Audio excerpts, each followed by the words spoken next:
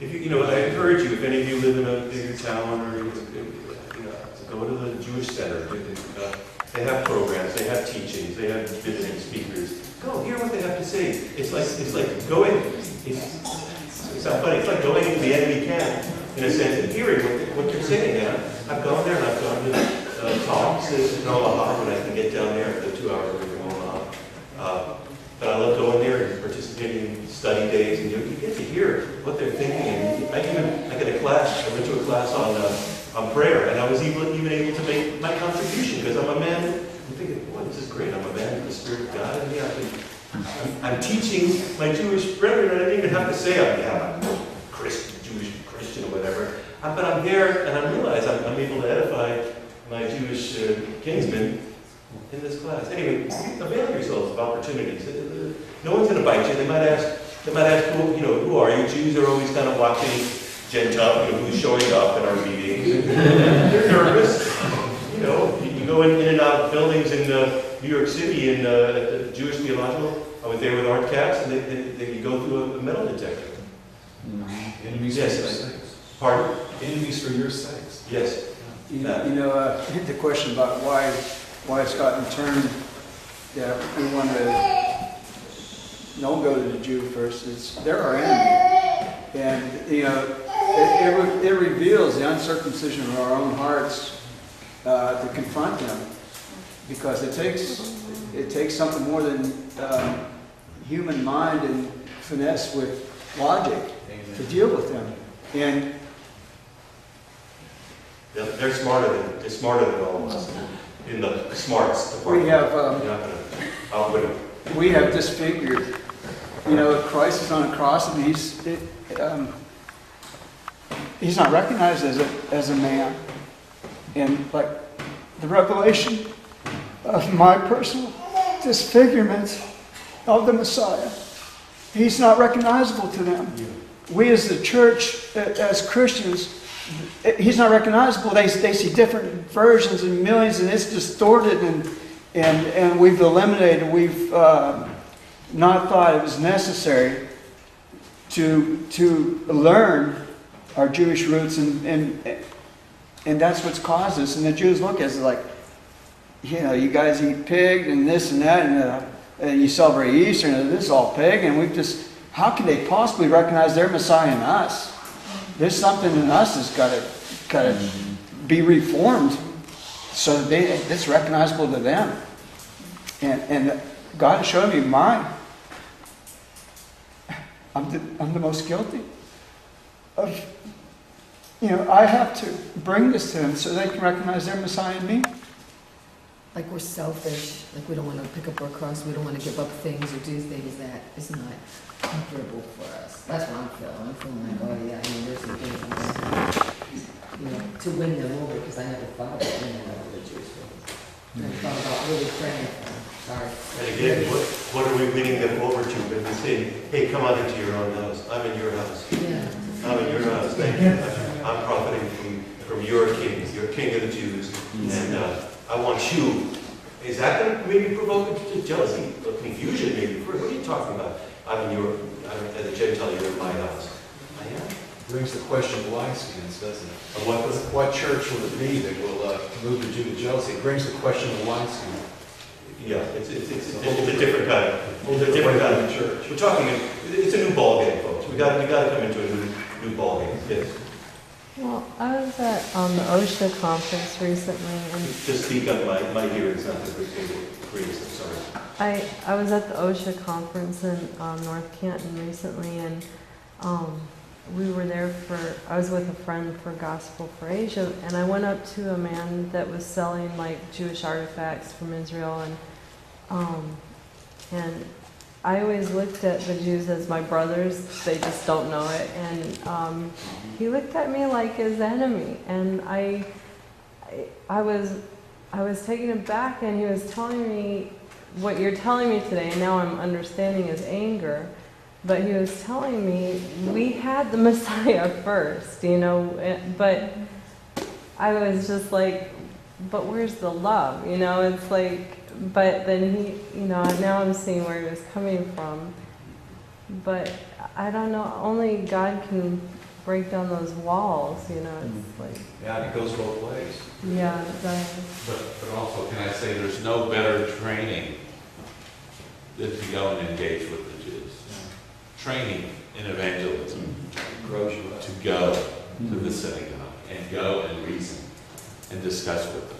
And you're not going to like what you hear.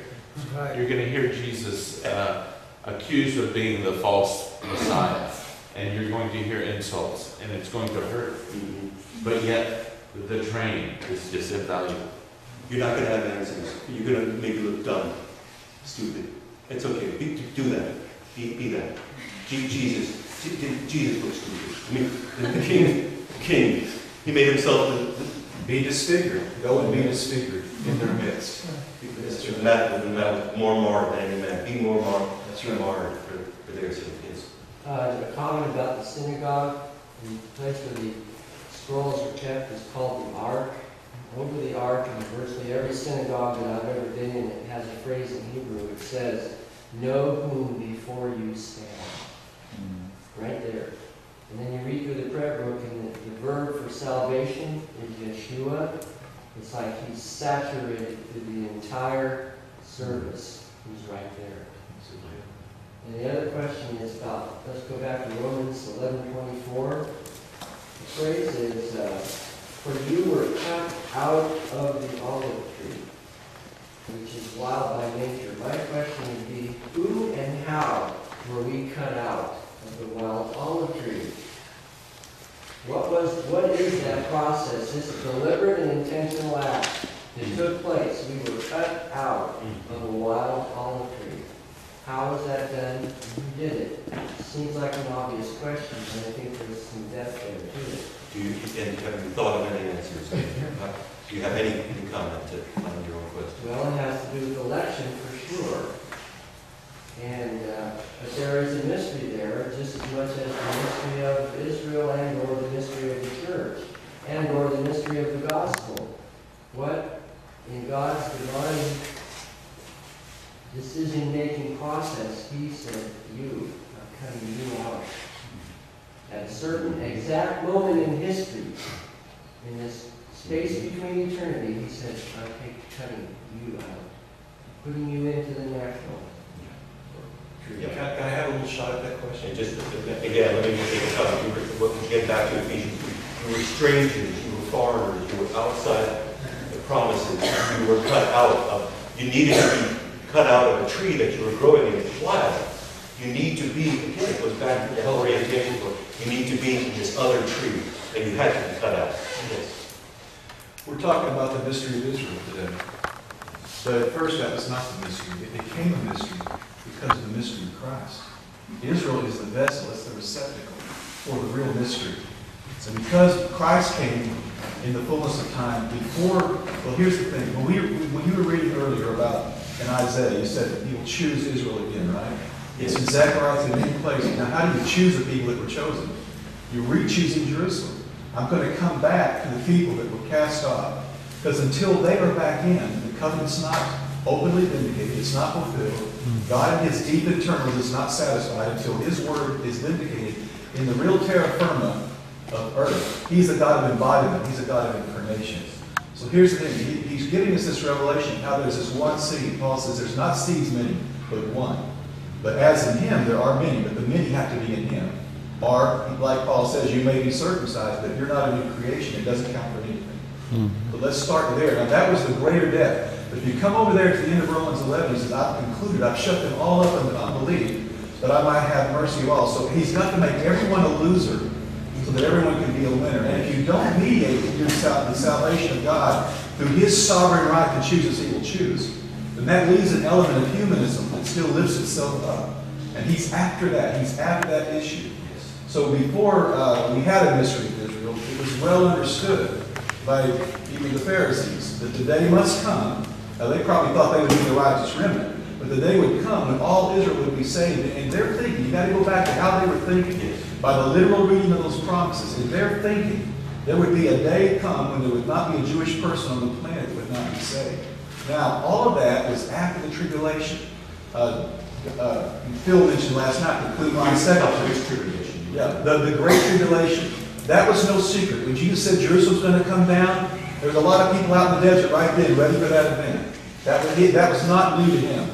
There were many people that expected the desolations of Jerusalem.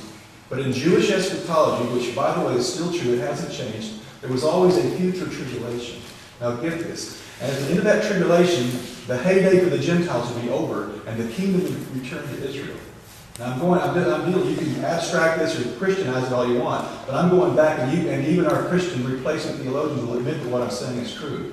They were nonplussed or surprised that the salvation, the Messiah would come and save anyone, let alone Gentiles, before the great day of the Lord.